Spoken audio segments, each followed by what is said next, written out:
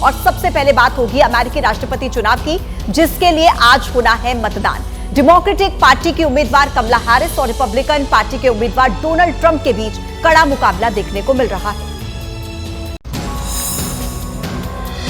इस वक्त पूरी दुनिया की निगाहें अमेरिका पर हैं, क्योंकि दुनिया के सबसे ताकतवर राष्ट्रपति के चुनाव के लिए आज वोटिंग होने जा रही है। हैरिस की कैंपेनिंग में उनका सबसे बड़ा हथियार है ट्रंप की प्रेसिडेंसी के दौरान उनके कारनामों की याद वोटरों को दिलाना। हैरिस ने साफ कहा है कि अगर ट्रंप चुनाव जीत जाते हैं तो वो अमेरिका को फिर से काले गहरे दौर में ले जाएंगे, जहां डेमोक्रेसी को खतरा है और झूठ आम बात है। अमेरिका में वोटिंग भारतीय समय के मुताबिक शाम 4:30 बजे से वोटिंग शुरू होगी। बुधवार सुबह 10:30 बजे तक वोटिंग खत्म होगी। बुधवार दोपहर 2:30 बजे एग्जिट पोल का परिणाम आएगा। चुनाव के नतीजे गुरुवार सुबह 5:30 बजे से आने शुरू हो जाएंगे। अमेरिका में आज है मतदान का दिन और देश भर में वोटिंग प्रक्रिया जोरों पर है। कांटे की टक्कर वाले इस चुनाव में हर एक वोट नतीजा बदलने की ताकत रखता है। पोल्स के मुताबिक ट्रंप और हैरिस के बीच हार जीत का अंतर 1% से भी कम का है।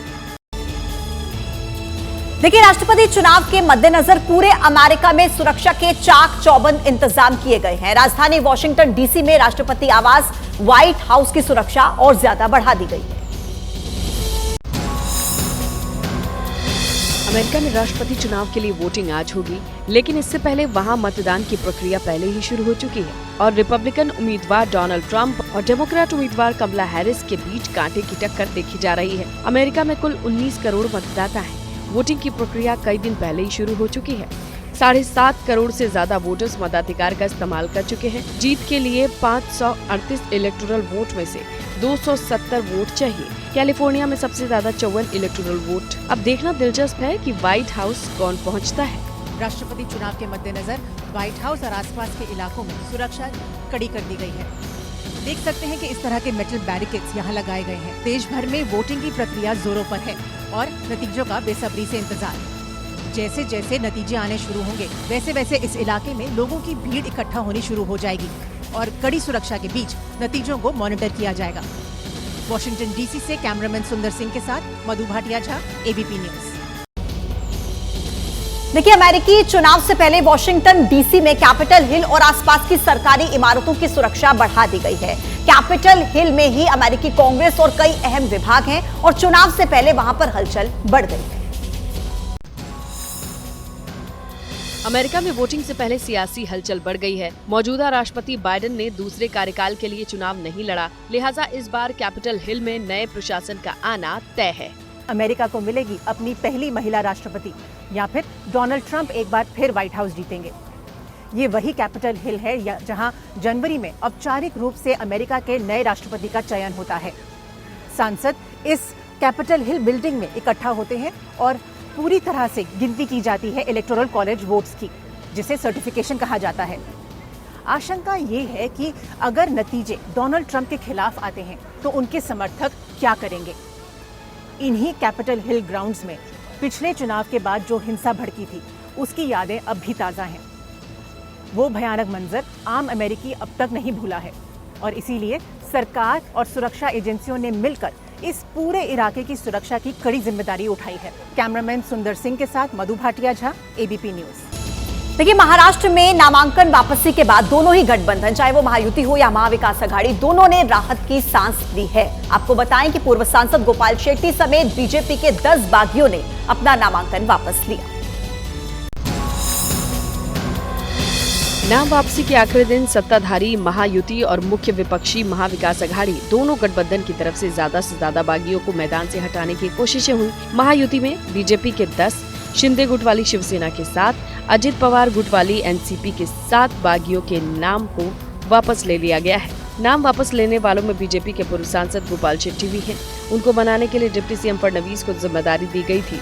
क्या हुआ, कैसे हुआ, ये कहने की कोई आवश्यकता नहीं है। पार्टी के नेता बहुत बड़े हैं, पार्टी बहुत बड़ी है, व्यक्ति हमेशा छोटा होता है, इसलिए मैं आज भी छोटा अपने आप को महसूस करते हुए मैं पार्टी के लोगों से भी कहूँगा कि मेरे से अगर कोई गलती भी हुई होगी तो उसको वो क्षमा करें।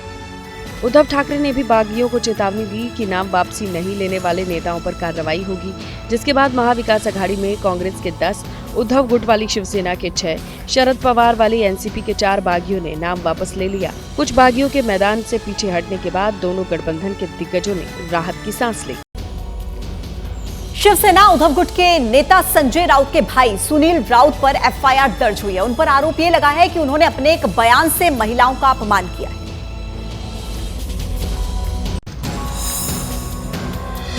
महाराष्ट्र में विधानसभा चुनाव की गर्मी लगातार बढ़ती जा रही है। आलम यह है कि नेता एक दूसरे पर पर्सनल अटैक करने से भी नहीं चूक रहे हैं। ताजा मामला शिवसेना उद्धव गुट के सांसद संजय राउत के विधायक भाई सुनील राउत से जुड़ा है, जिनके खिलाफ केस दर्ज हो गया है। केस शिवसेना शिंदे गुट के उम्मीदवार सुवर्णा करंजे की शिकायत पर हुआ है। सुनील राउत के खिलाफ विक्रोली पुलिस स्टेशन में मामला दर्ज किया गया। सुनील राउत पर महिलाओं के अपमान का आरोप लगा है। टक्कर भी ऐसी होनी चाहिए ना, बराबरी की टक्कर होनी चाहिए ना, लेकिन कोई टीका ही नहीं मेरे साथ, आने की हिम्मत ही नहीं। सब पीछे सब पीछे सब पीछे। तो अभी किसी को बकरा बनाना ही था, उस बकरी को मेरे गले में डाल दिया।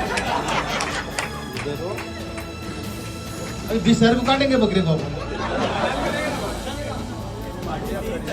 यही सुनील राउत का वो बयान है जिसके बाद सुवर्णा करंजे की शिकायत पर विक्रोली पुलिस स्टेशन में सुनील राउत के खिलाफ मामला दर्ज किया गया है।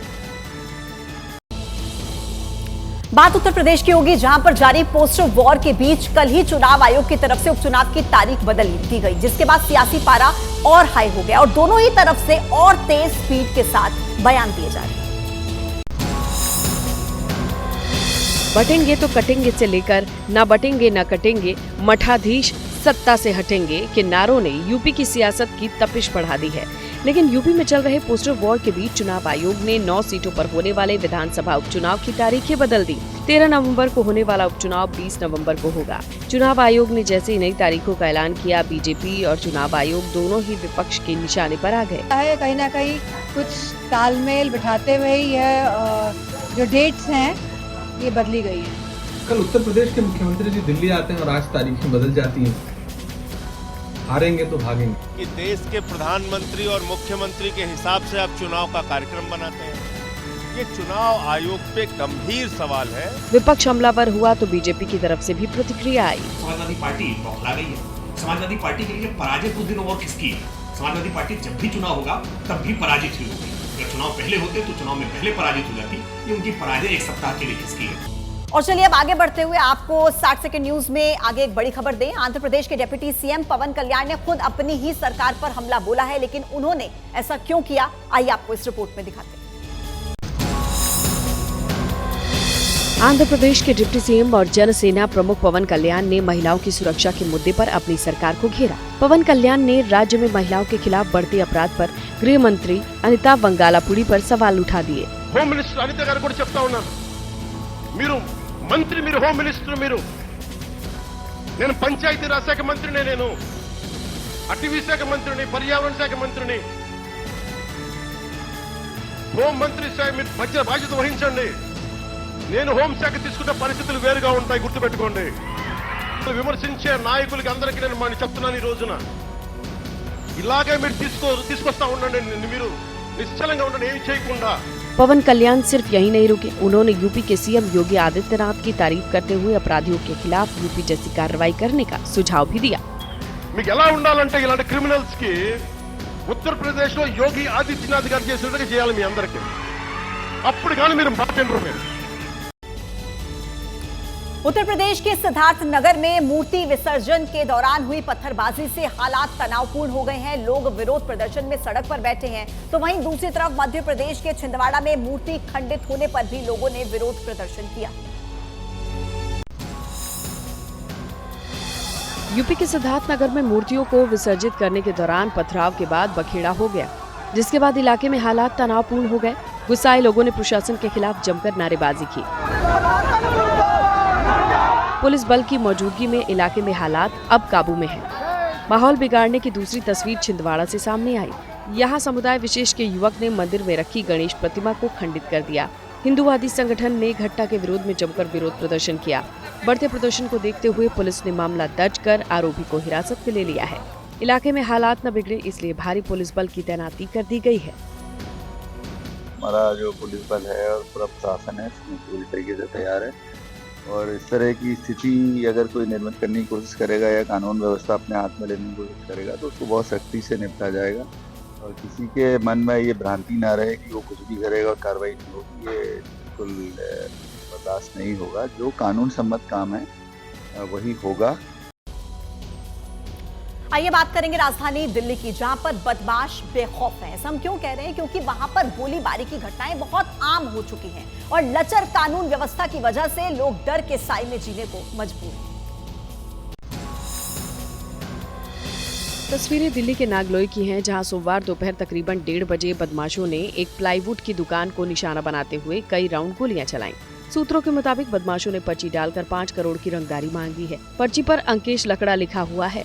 जानकारी के मुताबिक तकरीबन 6 बार जो अज्ञात बदमाश थे जो यहाँ पर पहुंचे हुए थे, उन्होंने यहाँ पर फायरिंग की और जिसके बाद 5 करोड़ रुपए की रंगदारी की मांगने की जो बात है वो भी इस पूरे मामले में सामने आ रही है। दोपहर 3 बजे के आसपास दिल्ली के अलीपुर थाना इलाके के बुद्धपुर में भी फायरिंग से हड़कंप मच गया।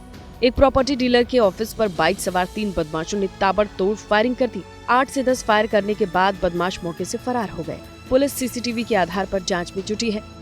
अब तक इस मामले में किसी का नाम नहीं सामने आया है। दिल्ली में एक के बाद एक वारदातों के बाद सियासत भी हाई है। सियासी दल कानून व्यवस्था पर सवाल खड़े कर रहे हैं। दिल्ली में एक भयानक सड़क हादसा हुआ, 2 लोगों की मौत हो गई। दरअसल डीटीसी की एक बेकाबू बस ने पुलिस कांस्टेबल समेत 2 लोगों को रौंद दिया। हालांकि पुलिस ने आरोपी ड्राइवर को गिरफ्तार कर लिया। दिल्ली के सिविल लाइंस इलाके में बड़ा हादसा हो गया। तेज रफ्तार डीटीसी की बस कई लोगों को टक्कर मारने के बाद डिवाइडर से जा टकराई। हादसा मोनेस्ट्री मार्केट के ठीक सामने हुआ। तिब्बतन मार्केट के ठीक सामने एक बड़ा हादसा हुआ है। अनियंत्रित बस एक खंबे से टकराई है और जिसके बाद किस तरह की तस्वीरें हैं वो हम आपको दिखा दें। ये जो खंबा है वो आपको यहाँ पर नजर आएगा। तमाम सारे पुलिस वाले जो हैं वो भी आपको यहाँ पर नजर आएंगे और मोनेस्ट्री मार्केट के ठीक सामने की हम तस्वीरें दिखाते हैं।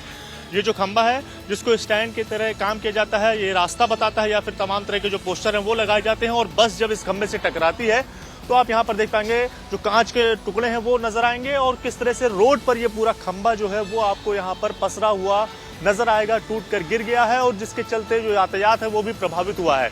लोग भी इस बस के अनियंत्रित होने का शिकार बने हैं। डीटीसी की बस में कोई यात्री नहीं था, बस खराब स्थिति में थी।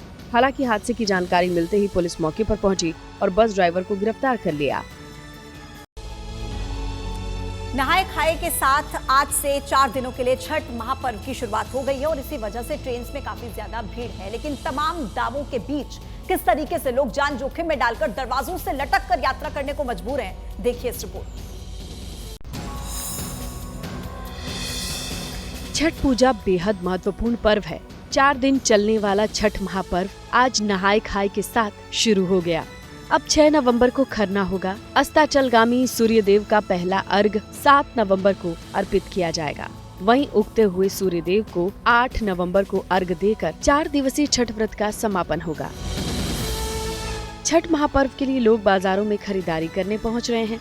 पटना के बाजारों की रौनक देखते ही बन रही है। वहीं छठ महापर्व मनाने के लिए आखिरी वक्त तक घर पहुंचने की जद्दोजहद भी जारी है। बिहार जाने वाली ट्रेन में खचाखच भीड़ दिखाई दे रही है। नई दिल्ली रेलवे स्टेशन का भी हाल कुछ ऐसा ही है। छठ पूजा के मद्देनजर काफी भीड़ उमड़ रही है। लोग गिरते पड़ते ट्रेन के भीतर सफर कर रहे हैं।